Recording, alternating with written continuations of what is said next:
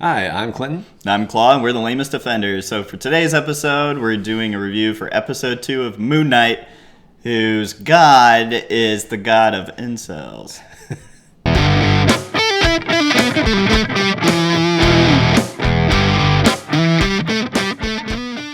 Hi, Thanos. We're the lamest offenders. I don't even know who you are. We have a small but dedicated fan base. Be sure to visit our sponsor at BaskervilleProductions.com. Welcome back. So on this week's episode, we start off like where Steven is in his bed and he's dreaming basically. He's dreaming all of the events of the last episode where Arthur Harrow is coming after him in the museum, and finally Mark Spector unleashes Moon Knight, all that good stuff. So Bangs a dog. Yeah. So it kind of just gets back to it shows Steven getting back to the museum, and he walks in and all of a sudden he sees like the police tape coming up all over the place, like, oh, do not enter. And they said like the toilet's been destroyed. Took a loafer in there. Upper decker. Yeah.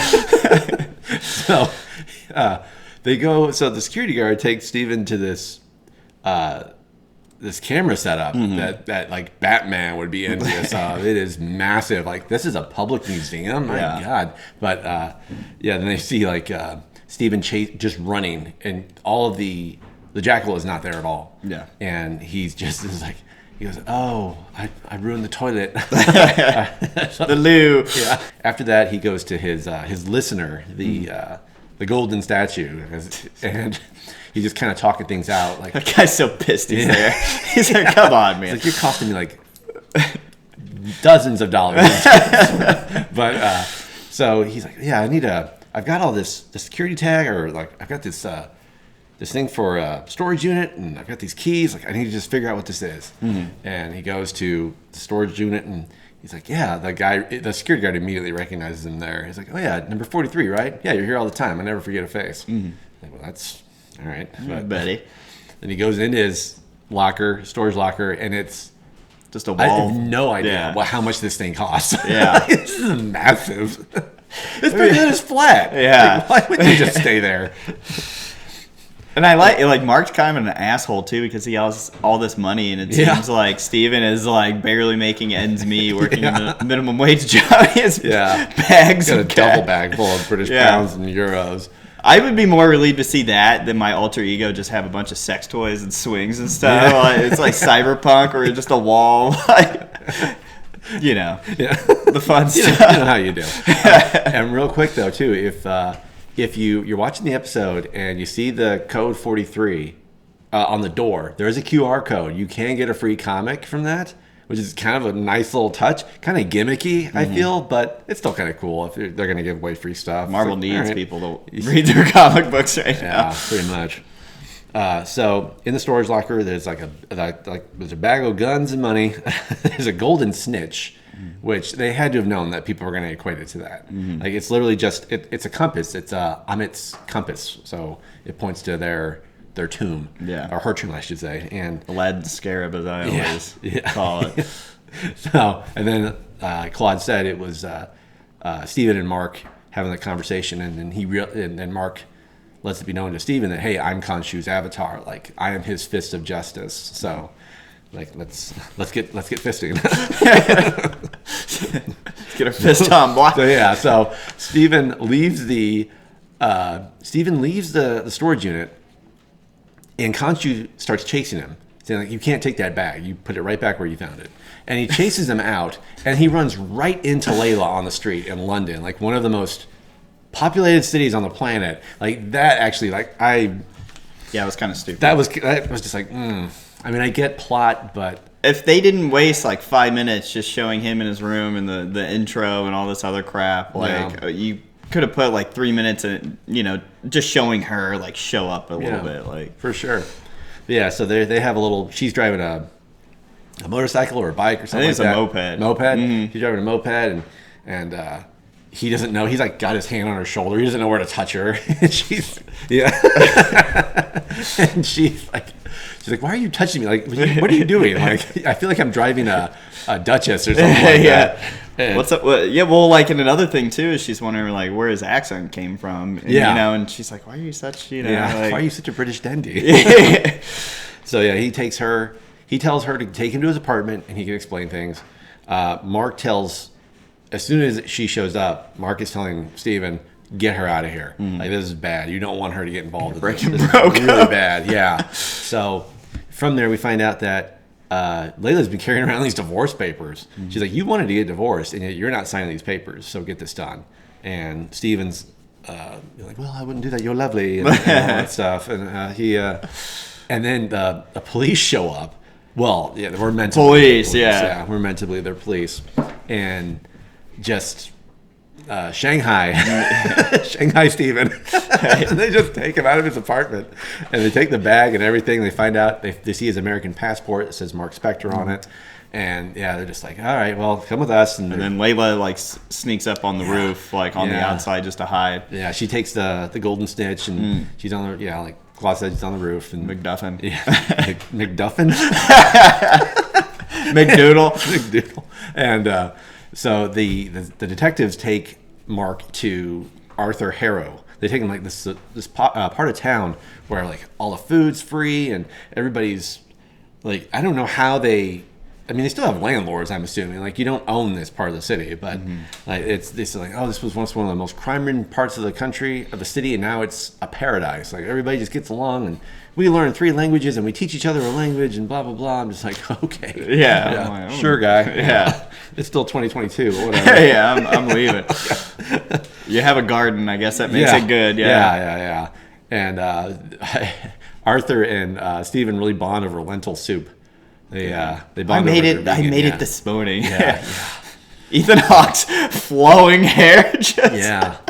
And his outfit cracks me up. Yeah. So he wants the scarab, and he keeps bringing. He brings it up to Steven. It's like, all right, he's like, that's okay. Can I talk to Mark? Well, Mark, tell me where the scarab is. It's like, he's just so calm. I don't think I can barely hear him sometimes. I'm like, huh? What's that? But that's one of my issues with this episode, I guess, is just like, you have Harrow and he seems so nice when he's talking to Steven, but then Steven is like kind of buying it too, but it's just like, it's something with the plot where Steven needs to realize that, or I guess the writers need to realize that literally like a day before this guy sent Anubis, this jackal to kill him, and I'm like, what? Like, it just kind of, it was weird to me. Like, yeah, that's a fair point. Absolutely. So as they're bonding, Layla shows up with the scarab, and Leroy Jenkins in there like an idiot.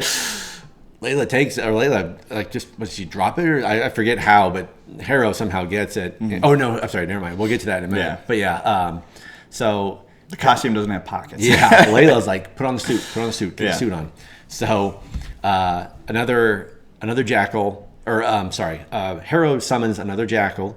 And then it's chasing them, but only Steven can see it. Yeah, it's completely invisible. I'm like, that's a like budget. That. That's a budget. That's exactly right there.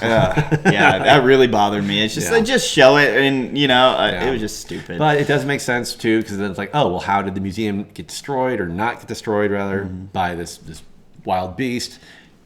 Well, and like, Steven's just losing his mind more and more. And another issue I have too is like, okay, so no one can see it, but I think inherently it has the power to be invisible, because Layla, like, I think she like splashes it with water or something, and then she does see it, and I was like, what? What's going on here?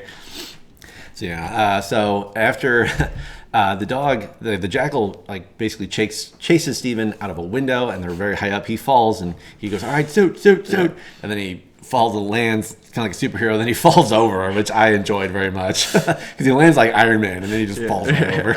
But he's dressed as Mr. Knight from the 2014 Moon Knight run with by I think Warren Ellis, and that was like, we're big fans of that run. So it was just kind of awesome. Like, okay, like, why are you? Our biggest concern with that is this going to be a recurring thing, or is this a one-off? So, but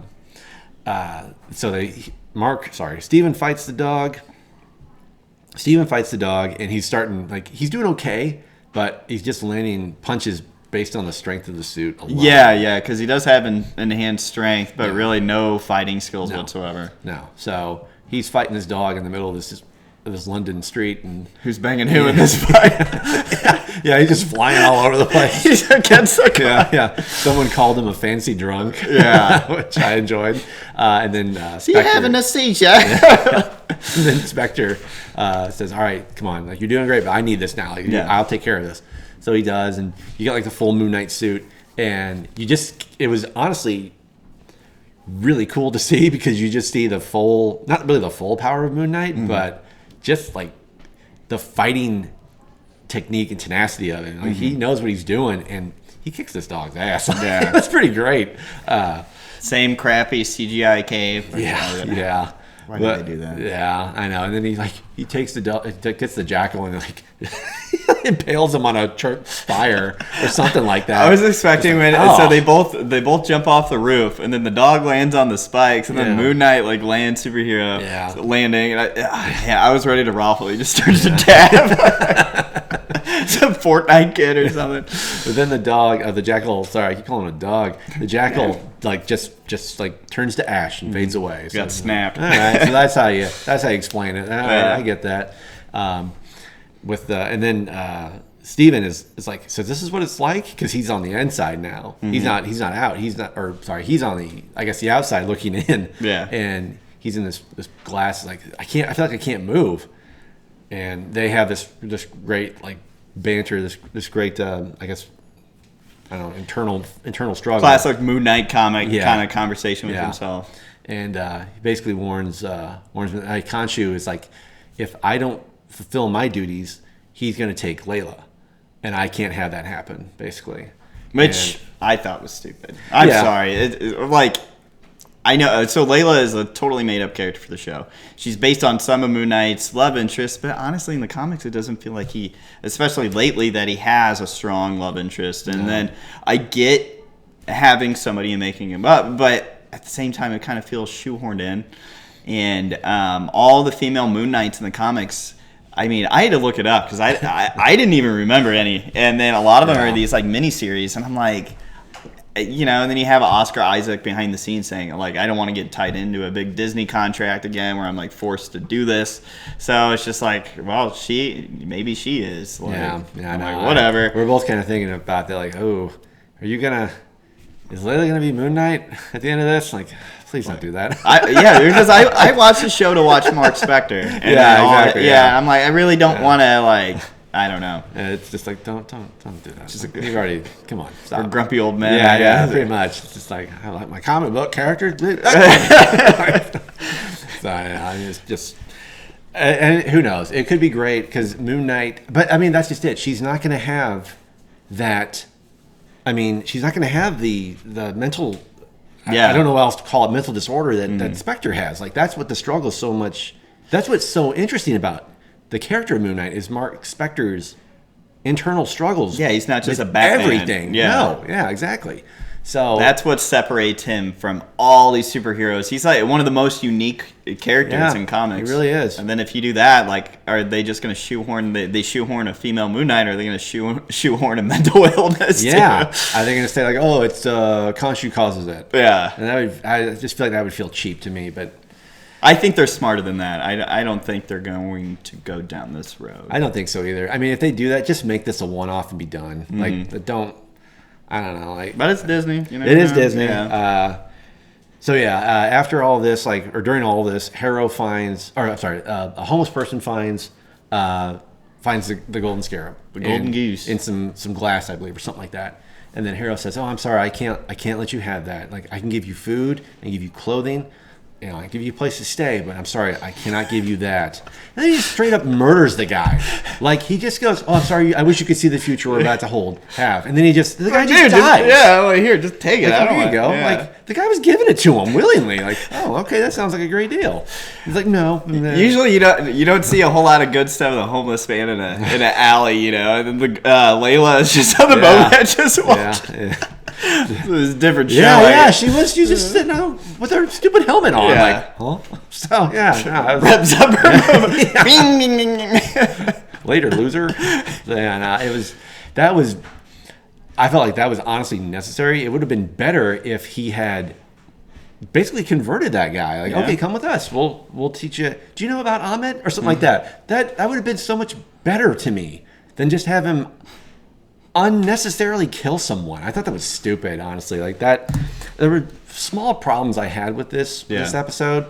I mean, I did enjoy it. I'm going to give it another 8. I really enjoyed it a lot. Yeah, the parts that hit hard. Like I loved it. I thought it was great. But some of the things, just like, why? Like this is just kind of stupid. It's kind of stupid. Yeah. Yeah, I'm in agreement. I'd say this episode's an 8 for me as well, just because, I mean, the things that were kind of like questionable for me weren't a big deal. And overall, like, the good totally outweighs whatever negatives I have. Oh, yeah. And every episode I'm going to harp on the CGI if they keep doing this stupid Moon Knight cape where it just looks like a plastic action figure's cape. And I'm like, this looks dumb. Yeah. But it's funny you say that because there's a clip with Steven or Mark holding a Moon Knight figure. Oh, really? Yeah. Well, maybe that's what they based the CGI on. Yeah. I don't know. It gives me like Really pretty PTSD funny. from it was Black Panther. It was like some of the worst That was CGI awful, ever yeah. in movies. But bad. whatever. Yeah. But yeah, I like this episode. At the end of it, Mark Spector ends up in Egypt because he's in control. Yeah, that's right. Yeah. So I'm excited to see what they do now Yeah. that they're finally there. And Yeah. there's only 6 episodes, so I think it's going to kind of go really fast. I was thinking in the last episode that they're probably going to have some flashbacks. I really hope they don't. I like that Khonshu just said randomly during the episode, "Oh, I brought you back. Like, if you'd be dead if it weren't for me." Like, I'm like, okay, just leave that. Like, I don't need to see it. They're totally just gonna keep. show I it. know, but still, it's just like, okay, I'm. Because they reference Mark like that. Spector killing some archaeologists, and then Steven confronts him, and then Mark was like, "That's not the full story." Yeah. So, but we'll see. Hopefully, Leave it to the imagination, Marvel. Yeah. Come on, don't spell out everything. That's kind of dull sometimes. more like a Disney thing. Yeah, that's true. Yeah. All right, guys. Well, that was our review for episode 2 for Moon Knight. We both liked it, and just catch us next week for our review for episode 3. Thanks so much. Stay lame. Bye.